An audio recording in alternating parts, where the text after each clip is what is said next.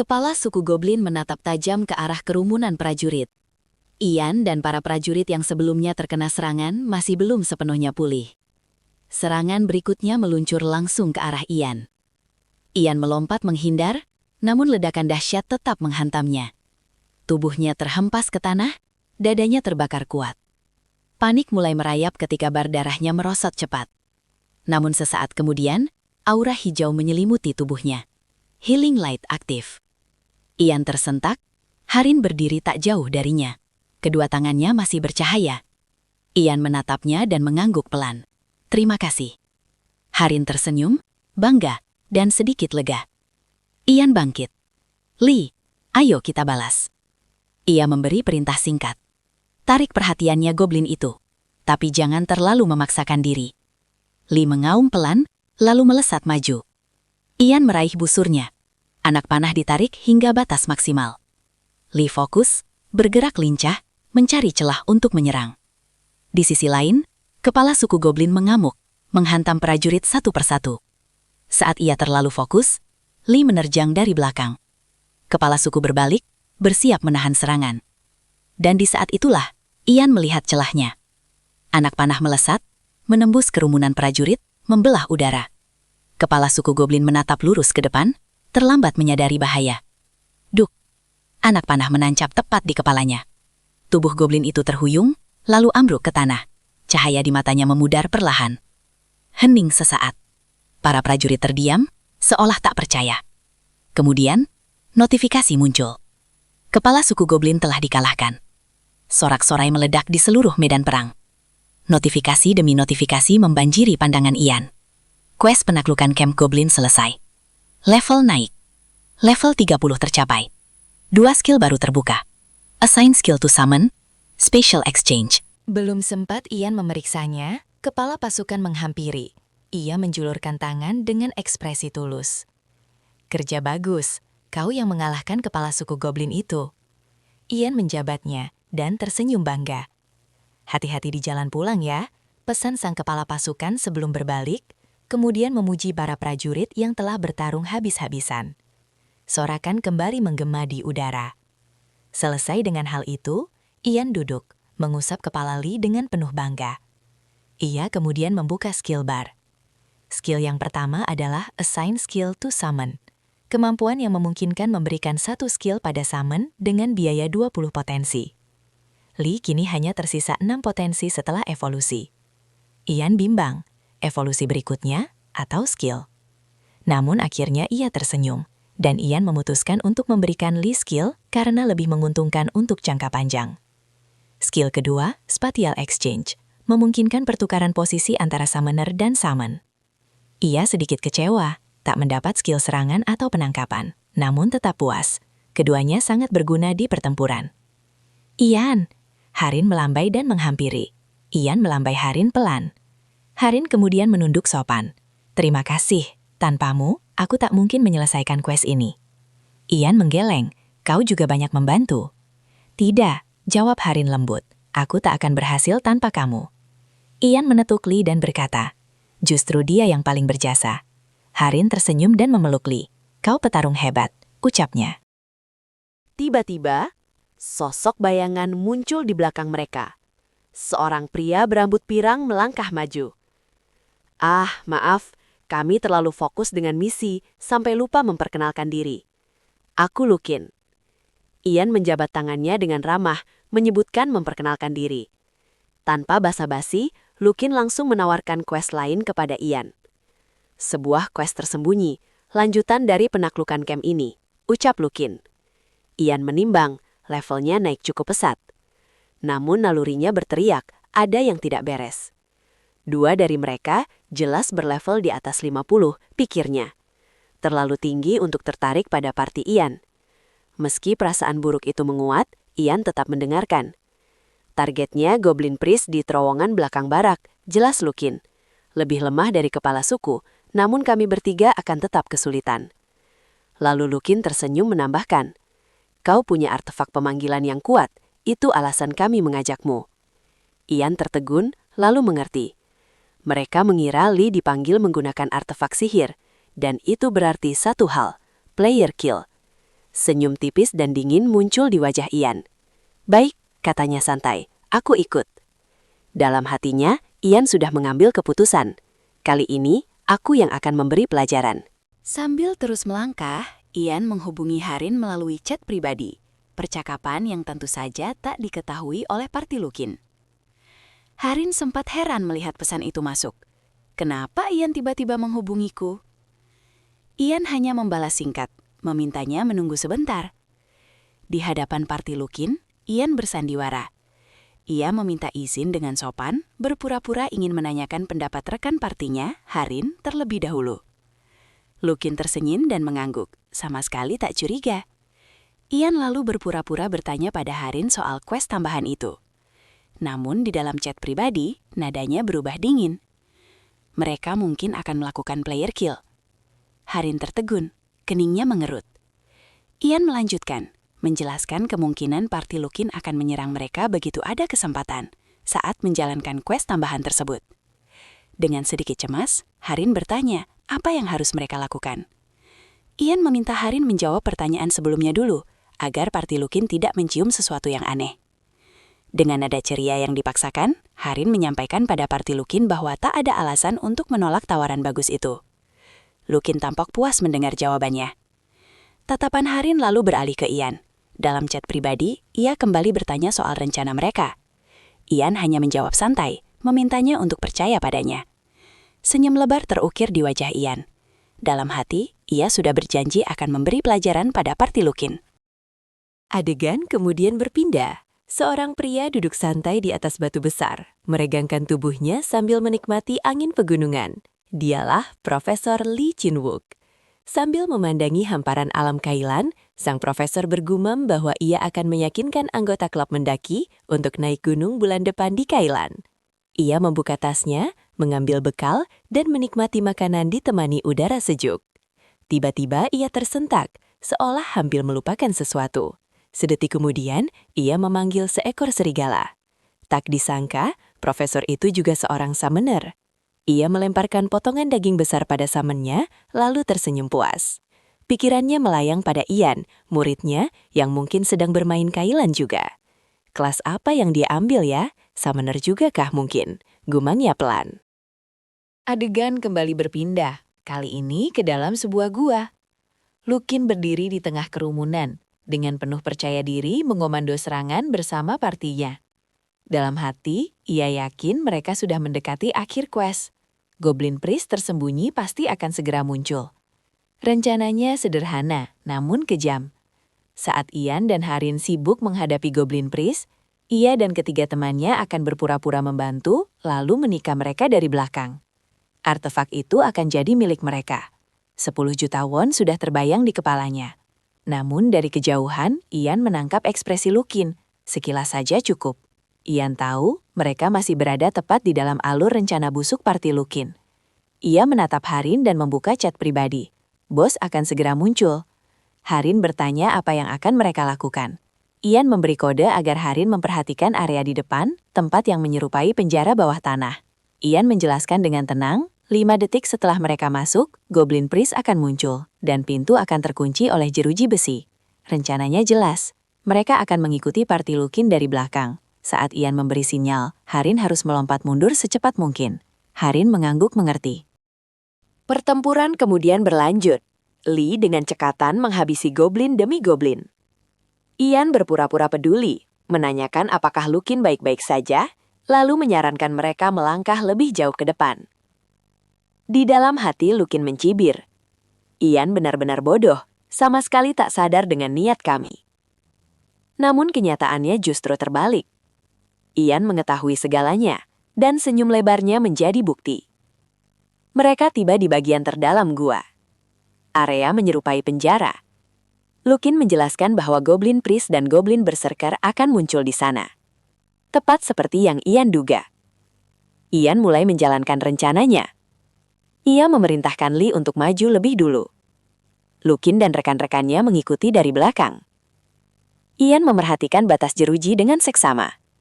1, 2, 3, 4. Tepat sebelum detik kelima, Ian menarik tangan Harin ke belakang.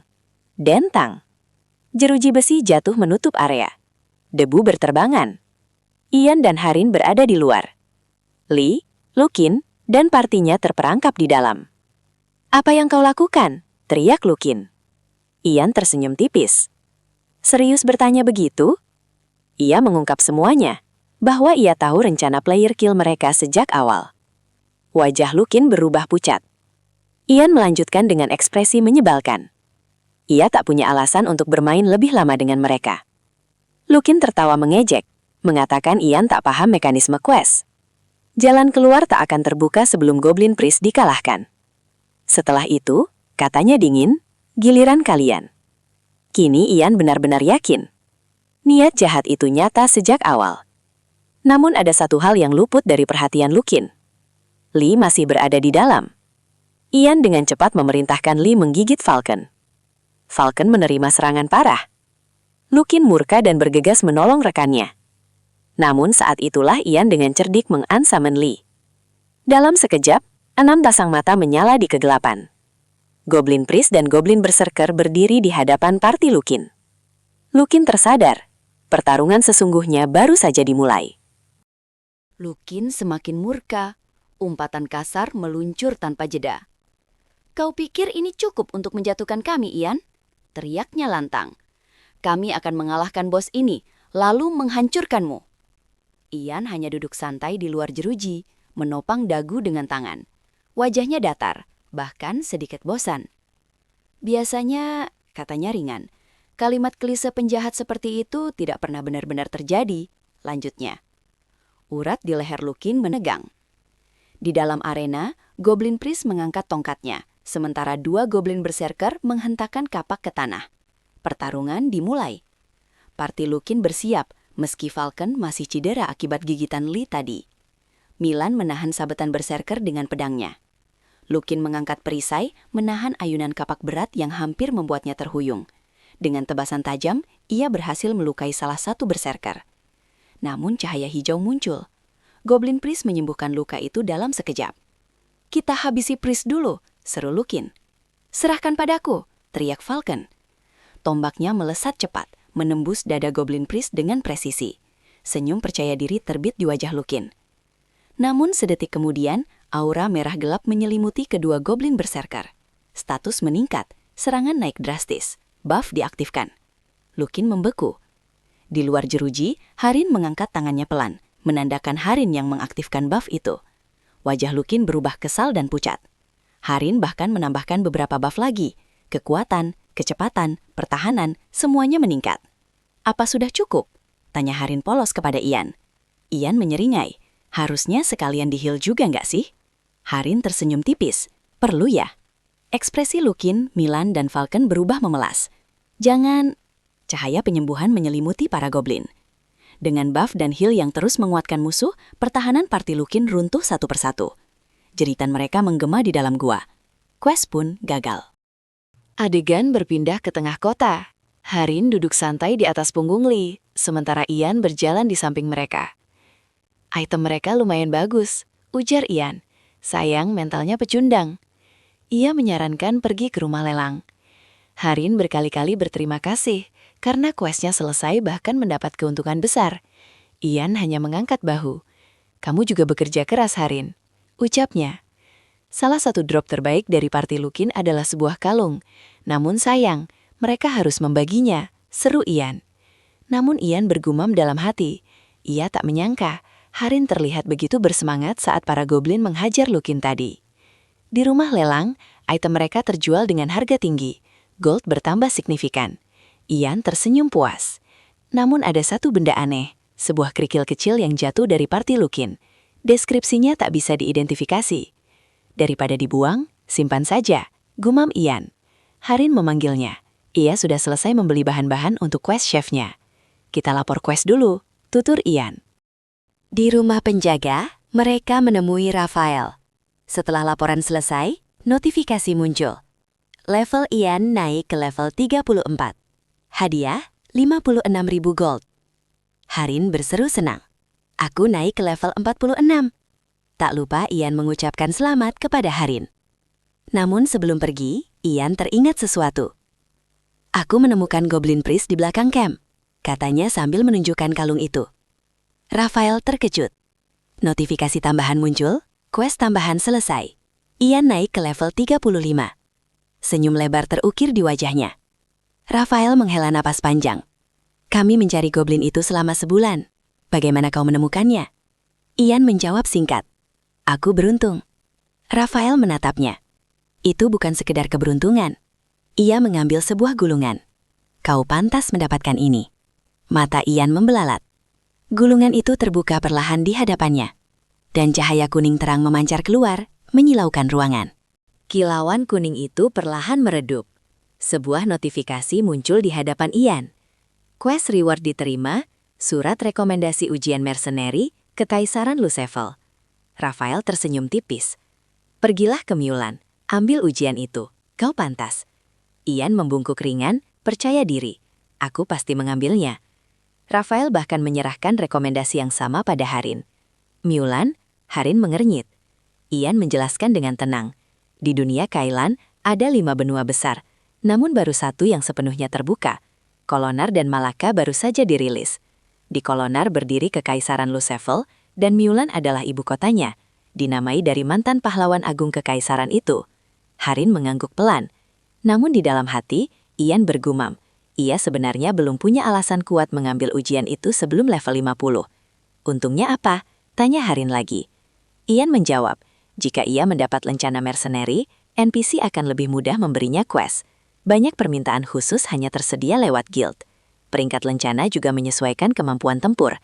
Itu investasi jangka panjang. Harin tersenyum kecil. Aku mau fokus masak saja. Ia ingin menuntaskan jalur utama kelas memasaknya. Ian menatapnya, terkesan. Jika Harin terus berkembang, bukan tak mungkin ia masuk jajaran top leaderboard, terutama melihat efek buff masakannya yang absurd kuat. Level keahlianmu sekarang? Tanya Ian. Advance level 1, jawab Harin lugu. Ian terdiam. Kelas pandai besi terpopuler saja, tertinggi yang diketahui baru advance level 3. Harin, mungkin sudah mendekati puncak di kelasnya. Kamu luar biasa, ucap Ian tulus. Harin tersipu.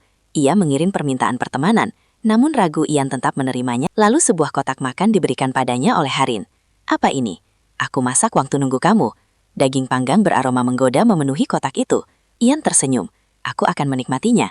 Harin menggereng kecil. Itu nggak sebanding dengan yang kamu lakukan. Harin berkata, ia sudah terlalu lama bermain dan memutuskan menyudahi hari itu. Setelah berpamitan, Harin lockout. Ian melirik jam. Masih ada waktu sebelum tidur.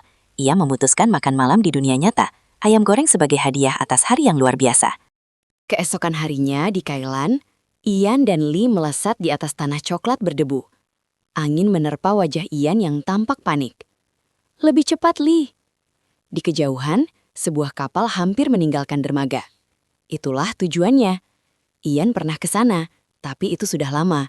Ia tersesat dan kini hampir terlambat. Saat mereka tiba di dermaga, kapal sudah berlayar. Kejar! Teriak Ian kepada Lee. Lee berlari dan melompat dengan satu hentakan kuat. Para kru kapal tercengang melihat serigala raksasa itu terbang di udara. Namun jaraknya kurang. Dalam sepersekian detik, Ian mengambil keputusan nekat. Ia melompat lebih tinggi, menginjak udara terakhir sebelum mengansamen Lee. Tubuhnya melayang dan mendarat mulus di dek kapal. Lee menghilang sebelum jatuh. Ian berdiri tenang, merapikan jubahnya seolah tak terjadi apa-apa. Para kru menatapnya tak percaya. Lalu suara pelan terdengar dari belakang. Kau seorang summoner ya? Ian berbalik. 4 orang berdiri tak jauh dari orang itu. Satu party.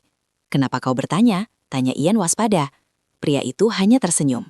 Baru saat itu Ian sadar.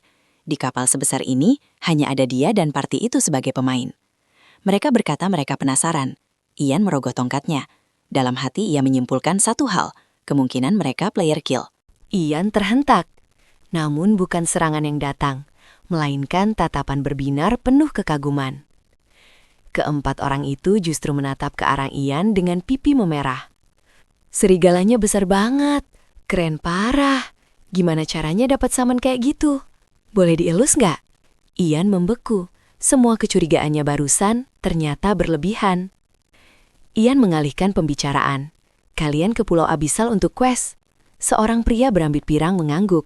Kami bersama 2 sorcerer. kami berencana menyelesaikan quest Magic Frost. Lalu ia bertanya balik, kau juga, ada quest khusus summoner di sana. Belum sempat Ian menjawab, salah satu temannya memegang pundaknya. Jangan berisik, pria pirang itu cepat meminta maaf. Ia mengaku terlalu penasaran. Oh iya, temanku Lauren juga summoner, levelnya naik cepat. Katanya dia menemukan Summon Egg. Ian mengernyit. Summon Egg? Sebuah Golden Egg. Ditemukan di sarang Golden Red Snake, tapi telur itu belum menetas. Ian bergumam dalam hati. Golden Red Snake adalah spot berburu pertengahan level 20. Berarti Lauren belum mencapai level 30. Summon Egg, hah? Gumamnya. Jadi kemungkinan ia bisa menjinakkan seekor monster boss jika ia menemukan telurnya yang belum menetas. Ian menyimpan ide itu dalam benaknya. Kabut dingin mulai menyelimuti lambung kapal. Dari kejauhan, pulau tertutup es muncul. Gunung es menjulang, seluruh daratan membeku. Pulau abisal. Kapal merapat. Begitu menginjakkan kaki, hawa dingin menusuk tulang. Aku pernah ke sini, gumam Ian. Tapi tetap saja dinginnya nggak masuk akal. Ia berpisah dari party tadi, berpamitan dan mengambil jalur berbeda. Tak lama, Ian dan Lee tiba di tebing tinggi. Di bawah sana, gerombolan Ice Golem bergerak lamban. Targetnya, ia ingin menjinakkan satu.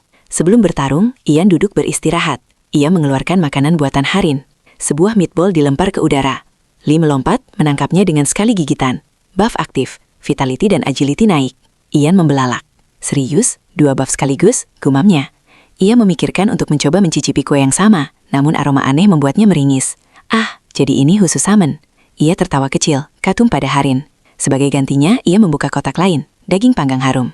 Ian menyantapnya sampai habis. Lalu notifikasi muncul, status permanen meningkat. Kenaikannya setara 4 level. Ian terdiam. Masakan advance pertama yang ia makan memberi efek permanen. Harin, kamu benar-benar gila. Ia dan Lee kemudian berdiri. Baiklah Lee, saatnya berburu. Sementara itu, di alun-alun Kekaisaran Lucefel, 3 bayangan muncul. Lukin, Milan, Falcon. Mereka respon, tanpa perlengkapan. Panik. Mereka memeriksa inventory. Item-item langka hilang. Beberapa milik Milan dan Falcon masih tersisa. Namun Lukin, kosong. Wajahnya memerah oleh amarah. Ian. Ia menggertakkan gigi. Aku dari guild yang masuk 30% leaderboard. Matanya membara. Akan kutunjukkan pada mereka. Apa arti menyinggung kami? Di dalam benaknya, wajah Ian dan Harin terbayang jelas. Kalian baru saja menantang orang yang salah. Kami akan memastikan kalian menyesal. Dan saat itu tiba, tidak akan ada tempat untuk lari.